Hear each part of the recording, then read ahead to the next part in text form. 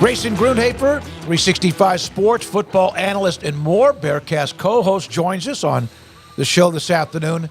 Grayson, with the staff that Baylor now has, and it's finally all together, and some haven't been around long enough to do too much of the recruiting, but they're doing all of that. Is this staff, in your opinion, about a half a star tick up of who they're going after, or does that make sense?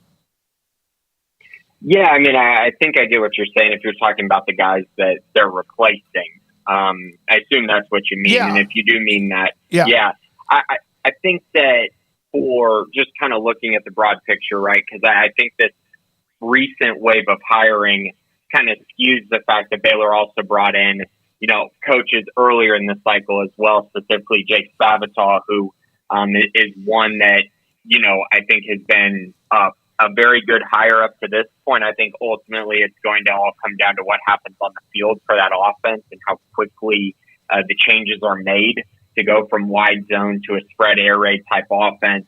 But I do think there's a lot of reasons for hope there. And I also think there's a lot of reasons for, fans to get very excited. It's much closer to what I think the Baylor fans are used to seeing than what we saw over the past few years. And I think, both offenses can work for a variety of reasons, but I do think when you look at the roster that Baylor's built, I think the offense that Jake Spavital is bringing in is really going to help things there. Now, as far as other hires, I think Keenan Hall has been an absolute home run on the recruiting trail side. That's been an awesome hire, and they've had, kind of a bouncing around type room at the running back coach position. So I think Keenan Hall coming in and really solidifying that, bringing in top recruits, making prospects very interested to attend Baylor, I think it's a big deal. And you're seeing that throughout the DFW Metroplex area. He's done a phenomenal job. Now, as far as kind of these most recent hires, it's really tough, right? Because you look and you go, Dennis Johnson, a guy who I think everyone can agree, he seems like a coach that is an absolute rising star, going to have a lot of success in his career. But for whatever reason, the past 2 years, this defensive line has not been to the level that they were in 2021. And it's not exactly all on him by any means, but, and some of it is the talent on the roster. Some of it is some of the older guys not playing to the level that you expected them. But I do think that, this is probably a good thing for both sides as far as Baylor bringing in Enoki Brechterfield and then Dennis Johnson going to the Ravens. I think it gives Baylor a different look. It gives Baylor a guy who is very seasoned and has coached a lot of really, really good defenses and specifically defensive lines. But the biggest thing that I've seen with Brechterfield, just kind of looking through his track record and what he's done, each place he's gone to, he's had an impact very early.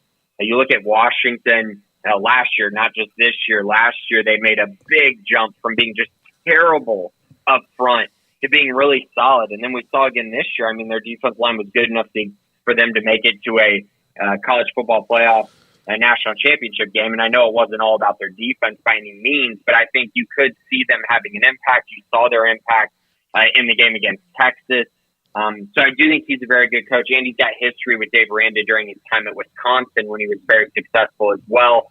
We've seen other hires too. I would call most of the other hires pushes at this point. I think it's hard to really tell, if it's an upgrade, from Coach Cap to Mason Miller, from Christian Robinson and Jamar Chaney. I think those are pretty much a wash. But I think the other ones that I mentioned, I think there's reason to believe that those are upgrades at this time. Grayson Grundhoefer segment brought to you by Richard Carr, Buick GMC Cadillac, your Baylor Bear hotline right here on 365 Sports. Grayson, you mentioned something about the offense that Jake Spavital is bringing in and the players that they have. Transfers notwithstanding, because obviously he's going to go out and get guys that fit that offense and can run it better. But where do you think they went awry in getting players that fit the old offense? And now that they're changing it, why the guys that they have will fit the new offense? So, I think that part of this is, Texas high school football, a lot of the programs in Texas run a spread offense. And, I think an area where Baylor's really struggled, at least in the wide zone scheme, was specifically the wide receiver position and the passing game in general. And that comes down to wide receiver. That also comes down to quarterback play. And both of those things were not up to the level that they needed to be. And I do think in Jeff Grimes' offense, there was a lot more asked of both of those positions. And so therefore it took a lot more time and a lot more seasoning for guys to, I think, really get it and really perform it to the level that it needs to be performed at for it to be extremely effective. And so, you look at the 2021 season and they just ran the ball so well that it kind of overcame some of their deficiencies in the passing game. And they still had, some big passing plays. And a big part of that is, Tyquan Thornton was an older guy. Drew Estrada was an older guy that they had brought in. They had experience at the tight end position. RJ Sneed was an older guy. They just had a bunch of older guys who maybe, maybe they didn't put up huge numbers. Tyquan did, but maybe the other guys didn't put up huge numbers, but they ran the offense at a very high level. Gary Bohannon was able to complete easy throws down the field and just continue to move the chains. But I don't think that kind of offense was something that was going to continue to be as successful as it was that year, just specifically because the defense was so good. So now once the defense wasn't to that level where it's a top 5, top 10 defense, and it's more like, a top 25, and then this year, it bottomed out. But you saw that the offense had to take on more of a load, and I just don't think that offense was conducive for that. And I think we saw it at times last year for sure. And even in 2022, I think, it reared its ugly head at times then too, especially at the end of the year. So I do think this offense is probably easier to learn, easier to grasp, easier to pick up for the offensive line, for the receivers, for the quarterback as well. And I think just for all those reasons, I do have some optimism that they're going to be more explosive in that regard. Grayson, do you worry about Dave Aranda spreading himself too thin?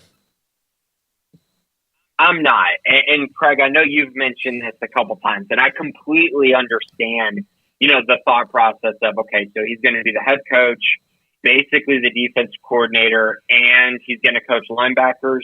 That sounds like a little too much. And maybe I think at some point we're kind of saying it as maybe we're emphasizing too much that, oh yeah, he's going to be with the linebackers the whole time, but then he's also going to be the defense coordinator, and then he's going to be the head coach. I think more so it's going to be his fingerprints are going to be all over what the linebackers do, specifically in the off season and leading up to fall camp and during the season. And I do think he's going to have a huge role in that regard, but I don't think this means he's only going to be with the linebackers for the entire time. I really don't see that. I think his emphasis is going to be on the entire defense, but yes, there will be a focus on the linebackers specifically now.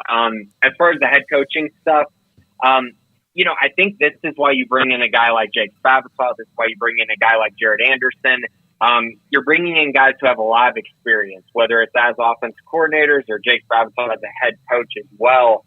So I think this was an opportunity for Dave to find some guys who he really trusted to go out there and make the offense successful and just allow them to really, excel in that regard and give them a lot on their plate, but also understand that, hey, this is for the betterment of the team. This is what we need to do so that I can come over here, help this defense, focus on what I'm really good at, and then allow these guys to kind of take the reins on the offensive side. And I think because of that, it's going to allow him to not spread himself too thin. All right, a quick timeline, and then we appreciate your time today, Grayson. Spring drills will start in a couple of weeks. What then can coaches do, or can people or prospects visit during that time? Can you kind of iron that out for me? Yeah, so there's actually prospects visiting right now. I mean, there's been some prospects already. 2026 quarterback Quinn Murphy, he visited this week. Another quarterback out of El Paso, Jake Fetty, he visited. So guys are visiting, and that's going to continue during spring ball. It's, guys like to come and watch practice and actually see what Baylor's doing, especially with the new offense coordinator in there. They're going to want to see kind of, what the offense looks like. So that's kind of happening during this timeline. You mentioned spring practice starts March 19th. The spring game is April 20th. They'll have visitors all throughout that period, including for the spring game.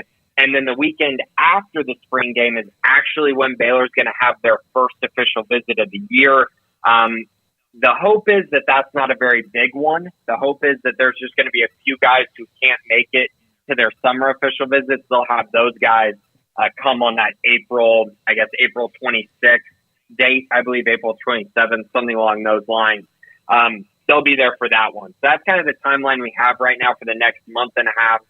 Spring ball starts, the spring game, and then first official visit at the end of April. So things are going to ramp up pretty quickly, and recruiting is going to be very important throughout this entire time period to sell guys kind of on the vision that they're heading towards, and also sell guys on taking an official visit to Baylor as well. That's a big one too.